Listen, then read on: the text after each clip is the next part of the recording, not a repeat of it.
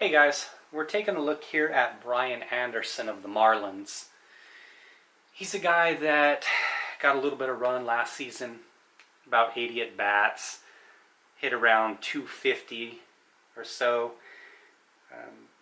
actually 260. So looking at his stats here real quick, nothing spectacular, nothing that would make you think that we were going to see what we saw out of him, what we're seeing this year. So coming into the season, this is about where I had him set.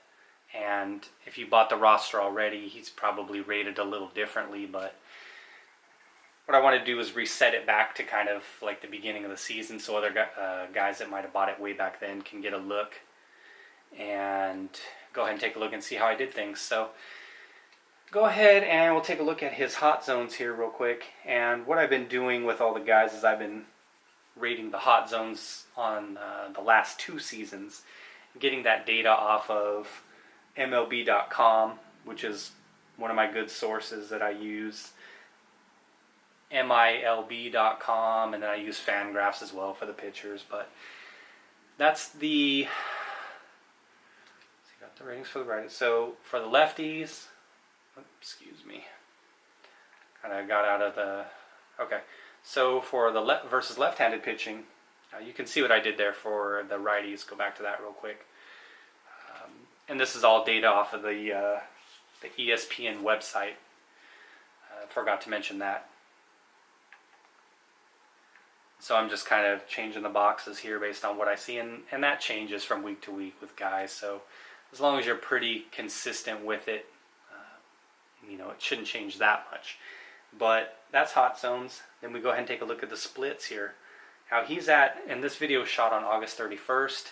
He's at 276 overall in over 500 plate appearances, 10 home runs, 56 RBIs, and 358 on base percentage.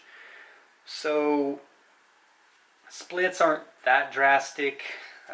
He is a reverse splits guy. He's at 284 versus righties and only 254 versus the lefties. So in my ratings, 60 for contact is 250, so we give him a point or two higher than that. And then 70 would be 275 as a batting average, and he's a little bit above that, so mid-70s guy. Now, power, if you factor his home runs over, let's see, he's got 7 home runs versus righties and 377 at bats. And I just do an estimate. I don't break out the calculator. This is just off the top of my head, but I'd put him roughly about 12 home runs versus right-handed pitching over the course of 600 ABs. So 60 is 10 on my scale, and then add 2 more. So 62. 70 would be 20 home runs on average over 60 ABs. Versus lefties, a lot of times you'll see these guys that really mash lefties. They get 6 home runs and 50 at bats, and it works out to be some ridiculous number. So I try to be a little conservative with it when I see it, unless the guy has a lot of ABs. And in his case, he's got 134 versus lefties, 3 home runs. So you factor that over 600 ABs, you'd be looking at roughly 13 or 14 home runs. So we go ahead and put him there at 64. Plate discipline, that's his, for me, I just go on base percentage minus batting average, roughly. And his on base percentage is 80 points higher. I kind of leave it down a step at times, so we'll leave him at 75. Durability, 75 for most major league players, looks good. And these things I had adjusted already, so speed, got him at 66. He's not stealing too many bases. He's only got 2 on the year, so he's not much of a threat. I wanted to say, though, the minimum threshold I have is actually 50 for guys. And even when I set it at that, they'll only swipe a couple bases per year, if that. Even catchers, I'll put them at that. And just so there's at least some threat every now and then of guys going. So fielding, here's what I got for him. As I said in my other videos, I try to have him at a minimum of 75. Unless we know certain things about guys, right? Unless he's got a great arm, like Puig, for instance, unless he's got crazy range in center field like D. Gordon when he was playing out there. So, and there's other guys you can think of. But aside from knowing information, I'll keep him at 75, unless we know a guy's a slug. Put him at 70 or 65. Kind of, you know, like a Pujols type guy that really isn't good in the field. He's only a DH. So anyway, that's where we're going with him. In his case, now we're talking about the tendencies.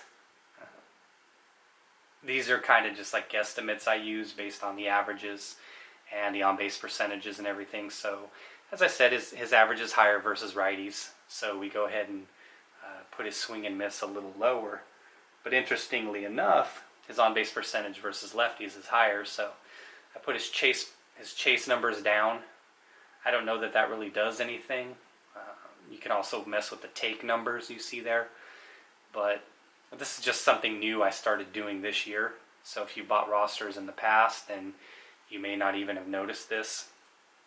But like I said, this is a new thing I'm doing. So here he is versus the curveball, and then versus the slider. So these are ones that I had already put in, but that's Brian Anderson. Thanks again for watching, guys. Check out my other rookie videos I'm going to be posting up. There's going to be 7 total.